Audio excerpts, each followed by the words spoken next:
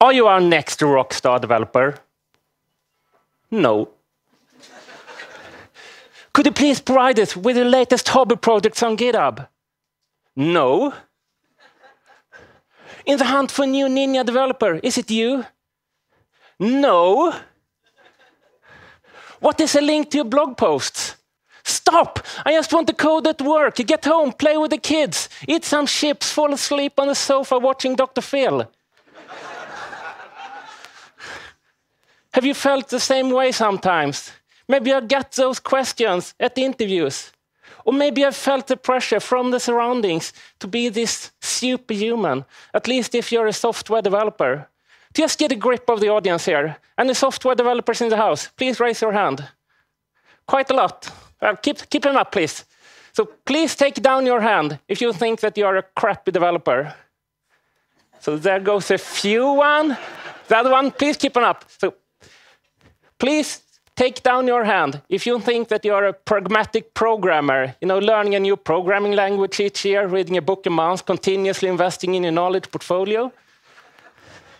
Few ones left. Sorry, that was too early. And please take down your hand if you think that you are an above-average developer. So still a few ones left here in the front.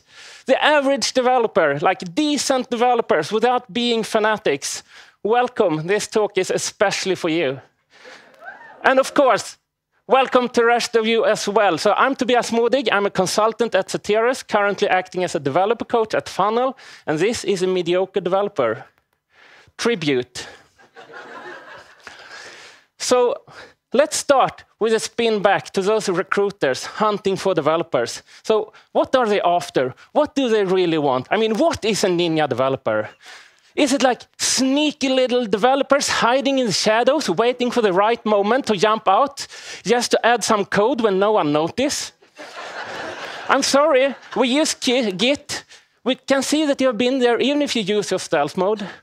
And before that corner in the back with all the Ninja developers start like throwing rotten tomatoes, self-injected shell script of whatever at me. No, I don't hate you. You are valuable. You are amazing. But this is not your 10 minutes of fame. You get so much praise anyway. Let's move on to the rockstar developer instead. What is this? Is it like hairy dudes trashing up hotel rooms, drinking whiskey, snorting cocaine? Not sure I would trust that code anyway. Or are they actually talking about the programming language Rockstar? Have you heard about it? Invented some years ago by Dylan Beatty.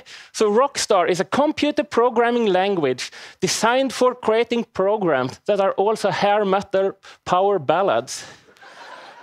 This might look like a poem, lyrics or something, but it's actually source code. It's a fizz buzz written in Rockstar. Just listen to like, desire is a love-struck lady killer.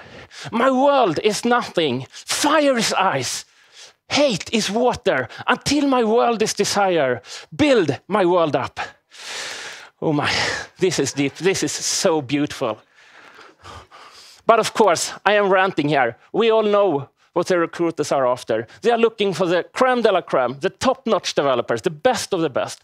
But is that always what's the best for a company? Or could the mediocre developer be just as good from time to time? I will pause that question for a few seconds. First, I think we need to find out what a mediocre developer actually is. So the English Oxford Dictionary, it defines mediocre as like not very good, of only average standard, while the Cambridge Dictionary defines it as acceptable, but not good. So based on that, I would say that a mediocre developer, is that like an acceptable or average developer? At least it's not a very good developer. So how could this be better than those like first-class developers the recruiters are after? So I would try to answer that question by introducing you to a few friends and ex-colleagues of mine. So we can call this guy Ken, because that is actually his name.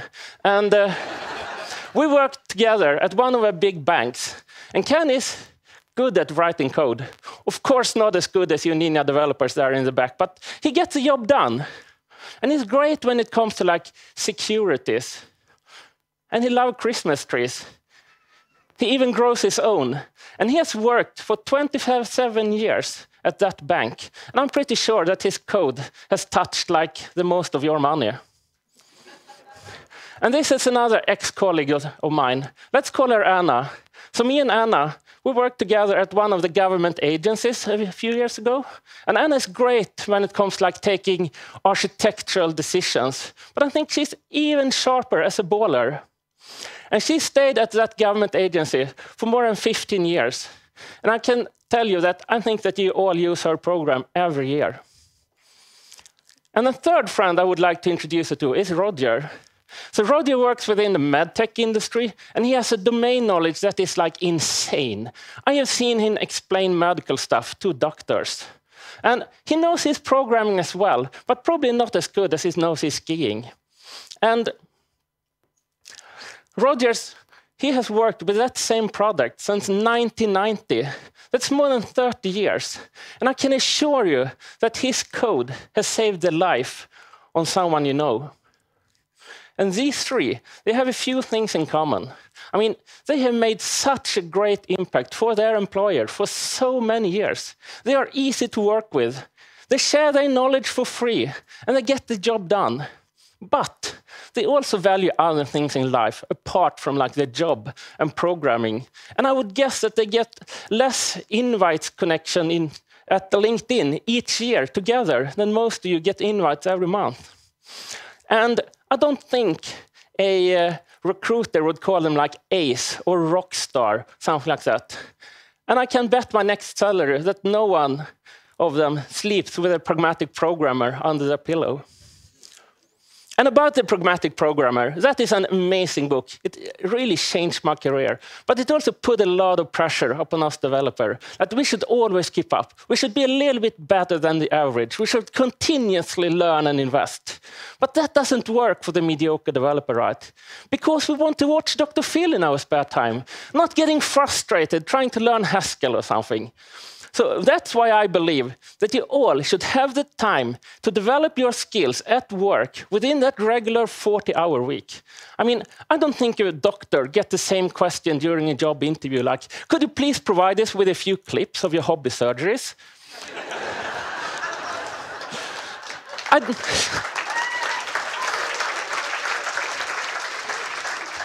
I don't think we developers should have that pressure on us either. So if your company wants you to do a good job, they should make sure that you have the time to develop your skills at work.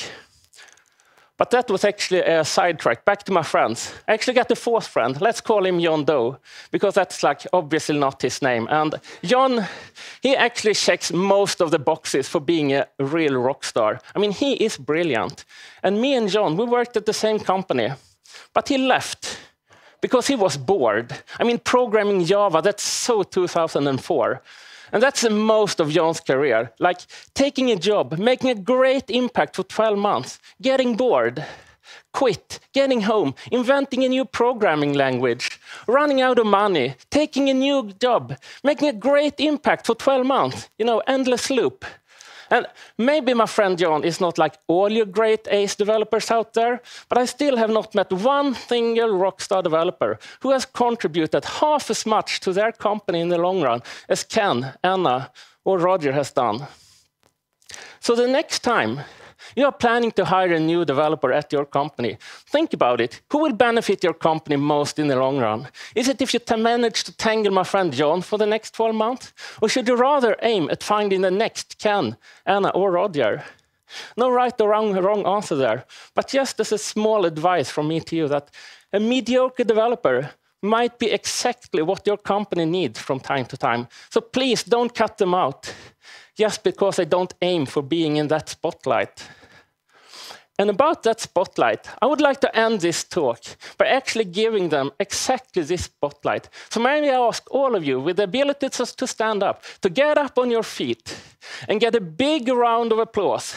Not for me, not for this talk, but for all the Ken, Anna, and Rogers out there, for the gentlemen in the front, the mediocre developers, the average ones.